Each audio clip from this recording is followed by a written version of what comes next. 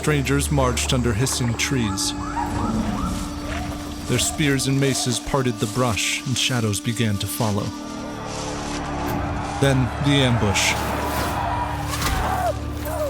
Arrows covered the warriors, who warded off the Amazonians with slings and piercing thrusts. When it was over, the travelers tended to the wounded and counted the dead. Warfare in the woodlands proved ever trying to the uninitiated, for this was a frontier, and the strangers were soldiers of Tawantinsuyu, the great Inca Empire, which stretched over all the land beyond, millions of varied peoples from the forest's edge to the desert coast, and from the southern plains to the high peaks, all of it connected by a vast system of roads overlooked by castles and monuments. The Inca dynasty hailed from the mountains. How they came to rule so much of the world was a story told to later chroniclers in various forms, threaded with legend and prophecy, and today further enlightened by the rocks and bones of that age. If tales of collapse demand attention, this is another story, one often neglected. This is the rise of the Inca Empire. One area of history it seems difficult to uncover is our own, the story of our ancestors. I partnered with MyHeritage, and even though my roots are kind of all over the world, I just input info for a few generations back and the site automatically notified me of related matches, records, and family trees spanning over a century back. I found out my ancestor Benjamin Marshall signed this letter defending the innocence of his neighbors during the Salem witch trials. With over 19 billion records, MyHeritage is the #1 family history service. I started flooding my family group chats with stuff MyHeritage found. Here's the 1901 Irish census showing my family's ages, names, and occupations. Then finally, a record of my great-grandfather traveling from Ireland to Boston in 1911. MyHeritage can also colorize and animate old photos. Here's one of my grandfather from the Philippines. This stuff feels personal and priceless. To uncover your family history, use my link at the top of the description for a 14-day free trial of MyHeritage with all its amazing features. King Viracocha began to expand his modest kingdom through alliance and conflict, heeding the counsel of his court and the arcane wisdom of the oracles.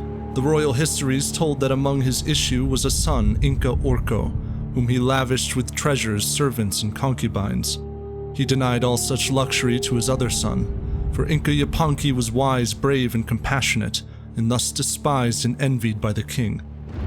Ordained by the gods to rule, Viracocha was 8th in the line of Inca kings, who in the previous 2 centuries came to rule the city of Cusco and its immediate surroundings.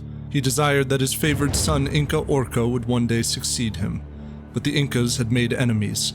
A people called the Chancas declared war. Viracocha, Orco, and their men fled the city to fortified strongholds. Inca Yapanki remained, determined that the Golden City would not fall so long as he lived. In the mountains, a mighty contingent of the Chanca army marched toward Cusco and stormed down the Morning Hills, where Inca Yapanki and the defenders met them. It was said that the creator god sent the Incas aid in the form of heavenly warriors. Blood covered the rocks, and at last, Inca Yapanki stood triumphant. He brought the treasures and prisoners of battle before his father so that the king could customarily display victory by treading on the vanquished. But Viracocha insisted Inca Orco perform the kingly honor, and Inca Yapanki departed in anger. Viracocha, suspicious of the rising status of his son Inca Yapanki, sent men to kill him, but the prince's loyal followers warned him and thwarted the attack. Inca Yapanki returned to Cusco with his men, whereupon 2 more divisions of Chancas attacked.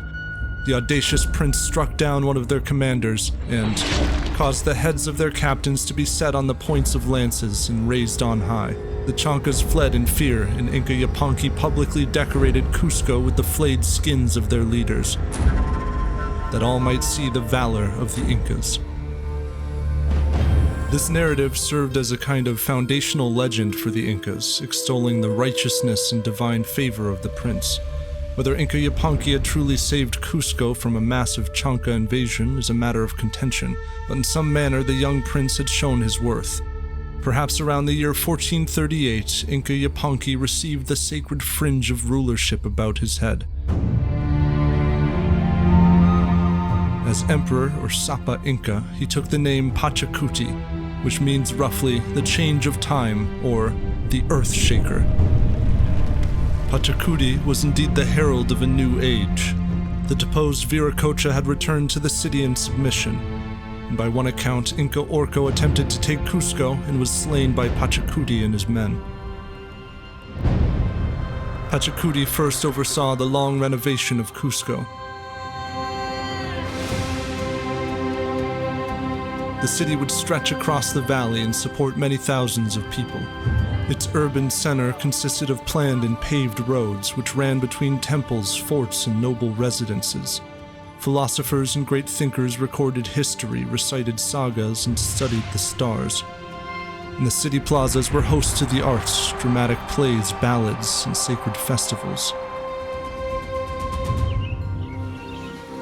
The first to accept the rule of Pachacuti were the neighboring mountain regions, where people guided llamas up misty passes tracing high into the cliffs.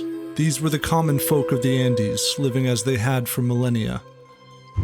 The sun's daily trek over the peaks warmed the rocks and nourished the soil. Men and women cultivated crops, including maize, quinoa, and tubers such as potatoes. The Andean climate varies dramatically with elevation, so communities settled across altitudes to reap a variety of food and goods. Stone-sided terraces filled with gravel and soil converted slopes into arable land and retained heat and moisture, protecting crops against drought and mountain frost. They lived in stone dwellings. Men wore tunics, women dresses and sashes, complemented by overcloaks, while headdress varied by local custom. This clothing was largely spun from wool shorn from their llamas and alpacas, which, along with guinea pigs, provided meat. Communal support eased the burden of this life, but in the preceding centuries, warring, decentralized factions had raided and pillaged widely. Pachacuti now offered the people and their lords the security of the Inca Empire. By the ancient custom of reciprocity, peasants received safety and certain quantities of gifts or food from the state, and were in turn obliged to fulfill the mita, a taxation paid in labor. The Incas did not use currency. The head of each household typically owed the empire 2 to 3 months of labor, often farming, making textiles, or constructing imperial works. The Incas limited and rotated labor demands so as not to deprive communities of their self-sufficiency. And the empire demanded of its men an additional task: to fight for their king. Many lords would not willingly relinquish power to the Incas. While the chronology and details of Inca conquest differ in many accounts, a general picture of expansion emerges. Early in the reign of Pachacuti, a conqueror called Chuchicapac insisted that the so-called Earthshaker pay homage to him, whereafter he would use the skull of Pachacuti as a goblet from which to drink in triumph. Chuchicapac ruled the Collas to the southeast. The undaunted Pachacuti would show them the power of the Incas. The army traversed the mountains in a raid for a pitched battle. The core warriors of Cusco wore helmets and carried shields made of thickly padded cloth, often reinforced with cane. But the Inca army largely consisted of less equipped commoners, sometimes using cloaks as shields. Maces, spears, halberds, clubs, and slings served as their principal weapons. At the opening of battles, rocks and javelins stunned the enemy before the Incas launched their direct assault, buttressed by divisions ready to attack flanks or act as reserves. The Collas stood their ground for hours until Pachacuti and his guard cut through and captured Chuchicapac. The spirit of the enemy withered, and victory followed. The Incas generally spared captive soldiers, but they were less inclined to extend the same mercy to enemy commanders. Pachacuti and his army returned to Cusco and publicly beheaded Chuchicapac. Pachacuti had shaken the region, and many lords of the Altiplano submitted. Leaders who freely bent the knee would retain local rule and receive imperial privileges and rewards. Those who refused would suffer the Inca army, which at its peak could number more than 100,000 soldiers.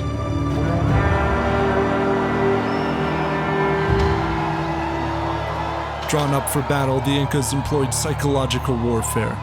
One account recalled the Incas shouting, "We will drink from the skull of the traitor. We will adorn ourselves with a necklace of his teeth. We will play the melody of the pincuyu with flutes made from his bones. We will beat the drum made from his skin, and thus we will dance." Most enemies simply surrendered, and conquest proceeded without bloodshed. As the Incas marched into their new domains, they did not loot or massacre. Rather, Inca officials folded local leaders into the state apparatus, then constructed storehouses filled with massive stockpiles of food, drink, textiles, and other supplies, to be distributed as gifts for the loyal, provisions for those who served the state, or relief in times of famine. Many storehouses stood high on open hills, ever visible reminders of the prosperity and generosity of the Inca overlords. The emperor was styled Huactacoyac, lover and benefactor of the poor. Each conquered household and lord was duly reported to Cusco. The Incas did not use a written alphabet or system of glyphs. Rather, people of a learned class recorded and relayed information with quipus, knotted cords of various colors attached to a central cord. Understood in the context of its message, the placement of knots and colors encoded precise information. Officials thereby recorded history, kept inventories of storehouses, took a regular census of the imperial population, and delivered news to and from the warfront. Having brought low the Coyas in the southern dominions, Pachacuti had consolidated his hold on the revered Lake Titicaca. It was here that the Incas believed the creator god named Viracocha brought into existence the sun, moon, and stars. The Incas fervently venerated the sun god Inti, but recognized Viracocha as the original cause of all things, who imbued the world with light, knowledge, and order. It was this creator god who was believed to have sculpted statues at the lakeside ruins which so captured Inca imagination. These monuments, gateways, and abandoned temples were in fact the vestiges of the long-dead Tiwanaku civilization, which urbanized in the 4th century and steadily expanded. For the Incas did not represent some sudden ascent from a static past of humble villages. The Andean region had flourished as a cradle of complex states and urban centers for millennia. On the coast, the ancient Nazca Confederation erected great cities and marked the desert floor with colossal drawings of animals and people. And the great Moche civilization constructed pyramids that now sloped in the sun, their kings entombed with their treasures like the pharaohs of old. Portrait vessels displayed the Moche mastery of artistic naturalism, each wrinkle and subtle expression of an ancient people preserved in ceramic. Most of the great polities declined, and by 1000 AD, valleys were abandoned and raiding dominated the fractured Andes. Now, in the middle of the 15th century, only one power remained that could resist the growing empire of Pachacuti. The Timor Empire held dominion over 1 million people along the sandy coast. High walls and statues framed its sprawling capital of Chanchan, whose irrigated farms, streets, and temples may have supported some 30,000 inhabitants.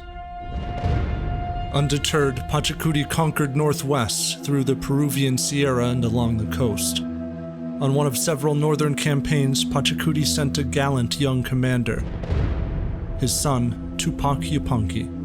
The Incas conducted espionage before campaigns, identifying enemy vulnerabilities and making clay models of the terrain ahead.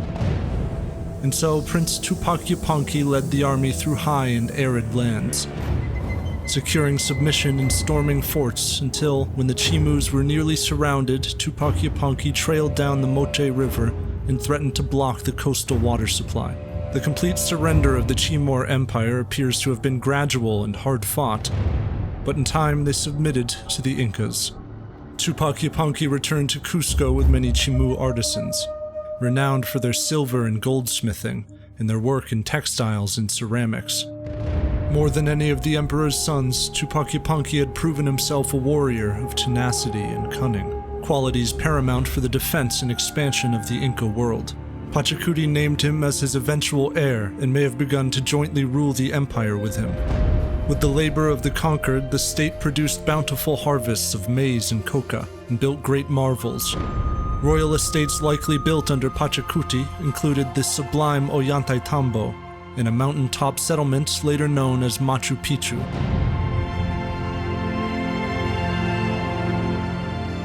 There, clouds drifted among temples and residences, with trapezoidal windows and doors, much of it built of stones hewn so perfectly together that a knife's edge could not fit between them.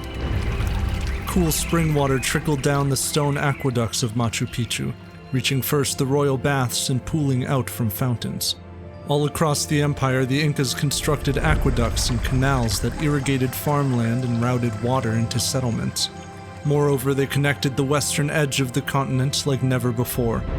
At its height, the Inca road network measured an estimated 25,000 miles, linking the desert, mountains, and jungle. In certain stretches, it was finely paved, with stairs that climbed steep bluffs and walls, drains, and culverts to prevent erosion where needed. Simpler roads branched off to mountain shrines, mines, and settlements. Chasms were surmounted by woven bridges. This ambitious empire most of all demanded speed and communication. The Incas established a system of thousands of messengers or chasquis of impressive stamina, who perpetually manned waypoints at every 5 miles or so along the main roads. The previous runner signaled his arrival with a conch shell, related his message verbatim, and often delivered a quipu. In this manner, Inca messages could travel some 170 miles in 24 hours. Communication that took weeks by horseback in the colonial era, the chasqui system accomplished in mere days. This burgeoning system enabled seasoned Inca generals to lead armies on campaigns of conquest or consolidation. Tupac Yupanqui's travels along the coast brought him to the foot of the enemy fortress of Ungara. Their stones and lances repelled his attacks, and he pulled back. When the defenders left to celebrate their triumph, the concealed Incas slaughtered them on the coast and adorned the fortress with the swaying bodies of the enemy. To ensure loyalty after conquest, the Incas seized local items of worship to be held in Cusco. The captive relics thereby dissuaded rebellion and made the capital a place of pilgrimage. As the years passed, the armies of Pachacuti also conquered far north into the trying terrain of Ecuador. Tupac Yupanqui and his men came to the island of Puna, where chronicles relate he encountered merchants on sailing rafts who told him of distant populated islands they had visited. Tupac Yupanqui was said to have undertaken a 9-month voyage and returned with people and goods. Though the account may have been apocryphal, later writers speculated that he had reached the Galapagos or even Rapa Nui, known as Easter Island. Genetic and floral evidence do indicate that Polynesians made contact with South Americans before European arrival. Whether the Incas participated is much less certain. Tupac Yupanqui and his massive Inca armies were most accustomed to long journeys by land. The Incas forbade their soldiers to loot the innocent countryside, and so a large fraction of military caravans comprised porters and llamas to haul provisions. Along the way, settlements were to support the armies, and at regular intervals along the road, the Incas installed storehouses full of weapons, clothing, and food. People of the Andes preserved certain foods by an ancient method of freeze-drying that combined dehydration and exposure to the elements. Freeze-dried meat was called charqui, the origin of the word jerky. After one arduous march east, Tupac Yupanqui and the Incas entered the Amazon. Nectarous flora and curious creatures enthralled the Incas, but the woods were also home to innumerable people. Conquest proceeded more simply where large polities could surrender on behalf of vast regions. The forest was different. Minor victories nonetheless earned the Incas colorful feathers, gold and honey, and new subjects. Expansion diversified the Inca army, which came to include bowmen of the forest and troops of the desert. Hardly monolithic, the empire would include millions of people of varied traditions and faiths who spoke over 150 languages. The Incas, for their part, spoke Quechua and enshrined the language as an imperial lingua franca. According to the Incas, their conquests were in part driven by an imperative to civilize the world. Beyond their state religion, they observed well-defined ethics and norms. They condemned cannibalism and the consumption of dog meat. They punished adultery and suspected witchcraft and exalted family. A growing population strengthened the empire.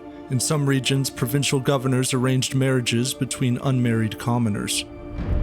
It was perhaps after his first foray into the Amazon that Tupac Yupanqui returned to the aging Pachacuti, who told him, "Son, you now see how many great nations I leave to you, and you know what labor they have cost me. Mind that you are the man to keep and expand them. When I am dead, take care of my body, that I may go to rest with my father, the sun." The passing of the great Emperor Pachacuti sent a tremor through a world suffused with divine will and ancestral spirits. The Incas marked his death by offering to the gods that which was most precious to them. Treasures were buried or destroyed, thousands of llamas slaughtered, and hundreds of people sacrificed. Youths from across the empire who would join their king in death.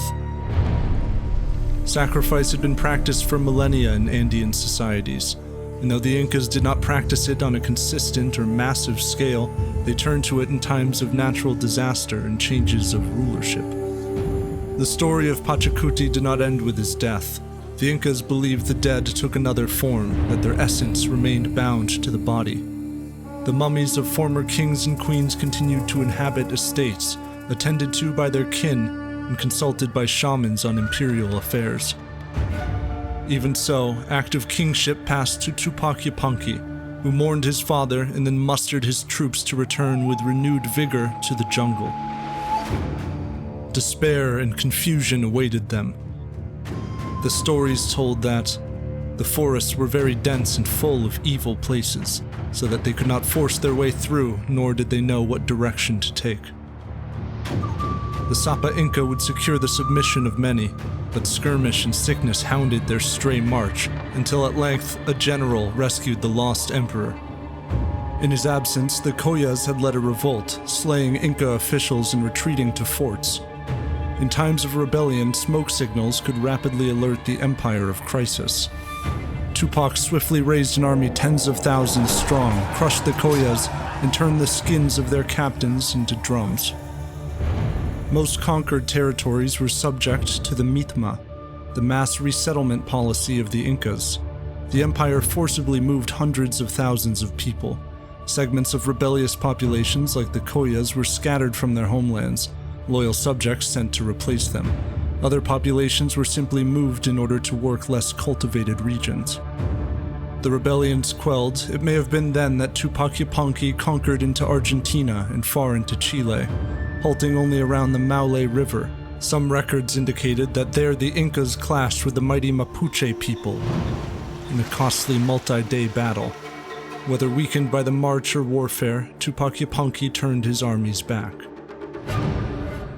The Incas called their growing empire Tawantinsuyu, the land of the four quarters.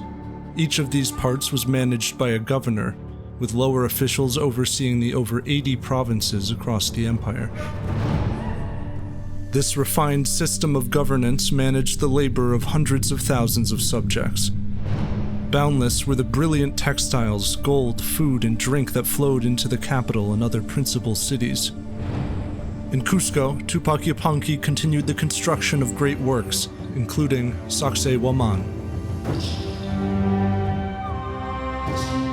a soaring temple or fortress comprising a tower and elaborate buildings, atop several levels of cyclopean walls, made from colossal boulders cut, pulled, and by some ingenious process, elevated and impeccably fitted together. Decades later, a European visitor would write it was the greatest castle his countrymen had ever laid eyes on, and these walls are the most beautiful thing that can be seen of all the constructions. They are of such big stones that no one who sees them would say that they have been placed there by the hand of man. As Tupac Yupanqui well knew, his powerful throne was to one day pass from father to son. While a Sapa Inca would marry many secondary wives for purposes of alliance, he was to devote himself to a queen who wielded influence and whose children alone could be legitimate heirs. Intimate relations between cousins or closer relatives were forbidden to commoners, but among the royals it strengthened familial power and security. Tupac years before took as his primary wife his own full sister, Mama Ochoa, who bore him a capable son named Huayna Capac. Upon the death of the great conqueror Tupac Yupanqui around the year 1493, the royal bloodline was spilled in a struggle for succession, until at last Huayna Capac emerged as the new Sapa Inca. He ordered campaigns in the east and far north, and led armies against rebellious peoples. When he advanced on a citadel of intransigent people in the north, he was thrown from his litter and nearly fell into the hands of the enemy. The shame was avenged in short order.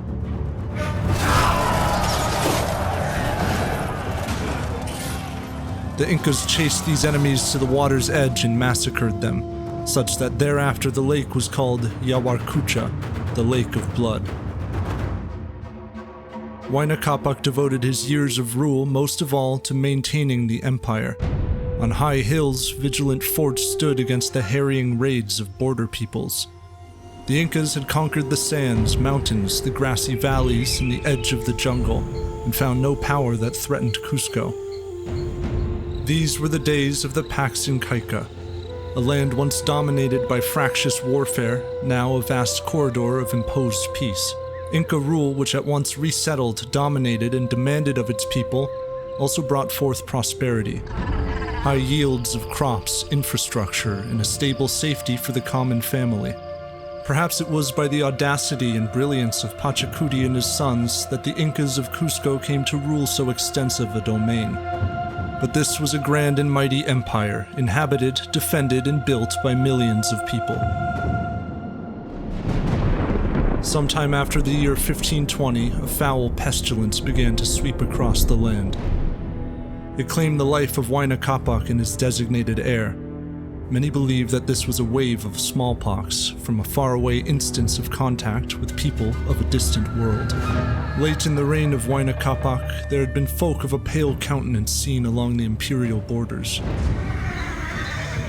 Now, as the plague-stricken Incas fell into a civil war for the throne, more were coming. The vanguard of an unknown empire, the Swords of Spain.